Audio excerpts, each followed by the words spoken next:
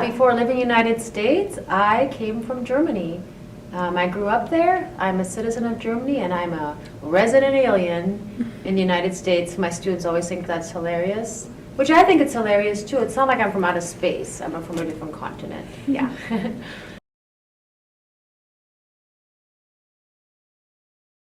Coming from Europe to United States, in Germany, for example, people are very direct and sometimes don't smile as often. Whereas in the United States, the first thing that struck me, everybody just smiling, very friendly, seeming very open. One thing I appreciate about the United States, you can just be yourself, dress how you want to be and do your thing. And that's what attracted me to the United States, just very casual, laid back, and just very welcoming.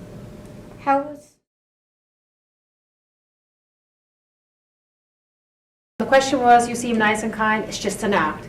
Don't listen to anybody. No, all jokes aside, the one thing I will not tolerate, and that's one thing that actually made me want to be an educator, is anytime I see any sense of intolerance, inequity, injustice that I perceive, any demeaning language is something that I will absolutely not tolerate in my classroom. Classroom should be a collective space, safe space of learning. Everybody should feel welcome and should be able to have their voices be heard.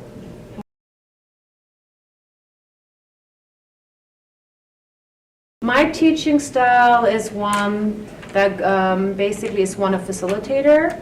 So basically, I'm just here to set the conditions and the space for everybody to grow. So we're all a learning community of learners, and so I learn alongside with you. For me, which I think is amazing about teaching, it's very reciprocal. I learn just as much from you guys as you can learn from me. We all bring our own lived experiences in here, and so the approach is very much hands-on. Students can do art projects. Yeah.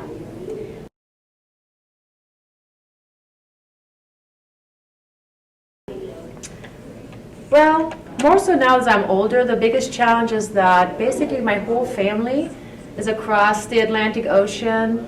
And so as you get older, for me personally, I value family so much more.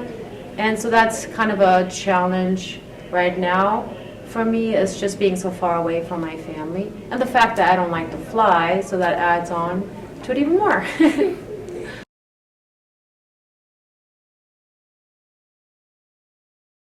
Well, let's see.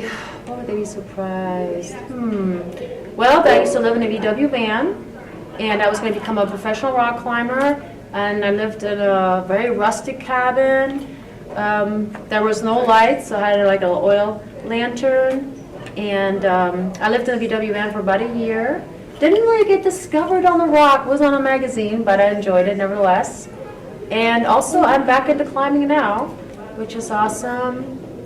And yeah, that's one of the things.